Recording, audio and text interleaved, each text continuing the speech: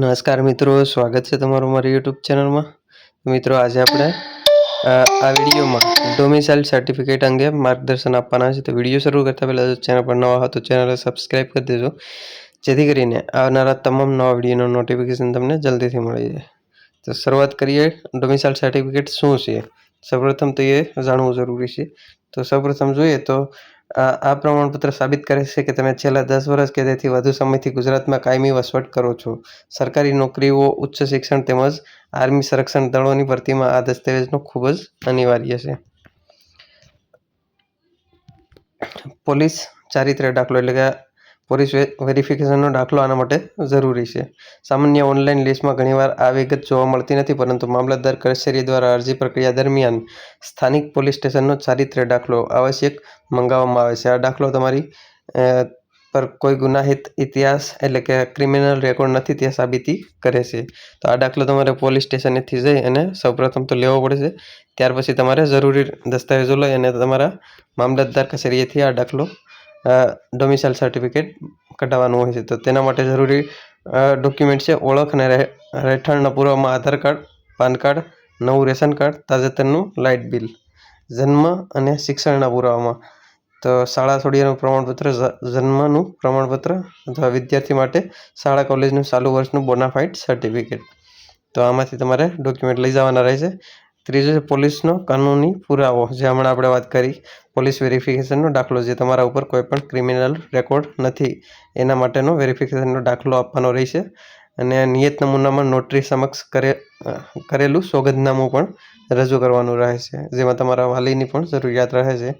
વસવાટનો પુરાવો 10 વર્ષનો, 10 વર્ષ જૂના રહેઠાણના પુરાવા, જૂનું લાઇટ બિલ અથવા ચૂંટણી કાર્ડ જરૂરી છે. જેમાં તમે પાસપોર્ટ સાઇઝનો લેટેસ્ટ ફોટોગ્રાફ અને માતા પિતાનું સર્વિસ સર્ટિફિકેટ અથવા પ્રોપર્ટીના દસ્તાવેજો લાગુ પડતું હોય તો એ પણ સાથે રાખવાના છે. પ્રમાણપત્ર મેળવવાની સ્ટેપ બાય સ્ટેપ રીત. પહેલું છે પોલીસ વેરિફિકેશન સર્ટિફિકેટ મેળવવું, એટલે કે ઓનલાઈન માધ્યમ ગુજરાત પોલીસના સિટીઝન પોર્ટલ પર જઈને કેરેક્ટર સર્ટિફિકેટ માટે અરજી કરો અને નિયત ફી ભરો, અથવા તો તમે ડાયરેક્ટ પોલીસ સ્ટેશનેથી પણ આ ફટાફટ તમને મળી જાય છે દાખલો. ઓફલાઈન માધ્યમ, જે આપણે હમણાં કીધું, પોલીસ સ્ટેશને જઈને આ દાખલો તમને મળી જાય છે.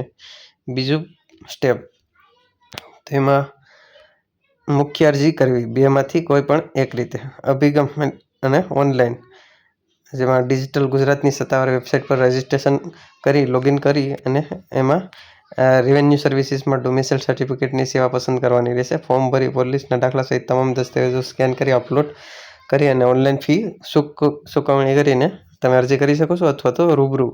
તો ઓનલાઈન કરતાં રૂબરૂ વધારે સારું રહેશે, કારણ કે ઓનલાઈનમાં વધારે પડતા રિજેક્ટ થવાના ચાન્સીસ રહેશે અરજી, કારણ કે ઇનકમ્પ્લીટ પૂરી માહિતીના અભાવે અને ડોક્યુમેન્ટ પૂરા ન હોવાના કારણે રિજેક્ટ થાય છે. ઓફલાઈન રૂબરૂ, જેમાં સ્થાનિક મામલતદારની કચેરીએ જવાનું રહેશે.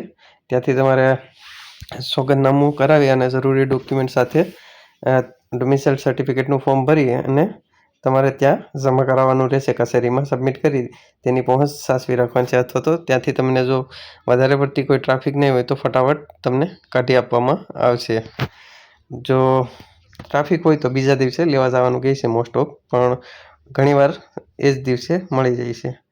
તમામ દસ્તાવેજો યોગ્ય ચકાસણી કરી અને સર્કલ ઓફિસર વેરિફિકેશન બાદ સામાન્ય રીતે 7 થી 15 દિવસમાં ડોમિસાઇલ પ્રમાણપત્ર, આ ઓનલાઈનની વાત કરે છે, 7 થી 15 દિવસમાં ઇસ્યુ કરવામાં આવશે. પરંતુ મોસ્ટ ઓફ બધાની અરજીઓ રિજેક્ટ થાય છે ઓનલાઈન. મને તો નથી લાગતું કે કોઈનું એક્સેપ્ટ થયું હોય.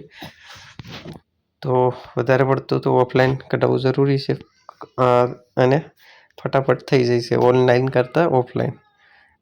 તો હજી પણ જો કોઈ તમને ડોમિસાઇલને લગતા કોઈ પ્રશ્ન હોય તો નીચે કમેન્ટ કરી દેજો. બાકી ચેનલને સબસ્ક્રાઈબ કરી દેજો.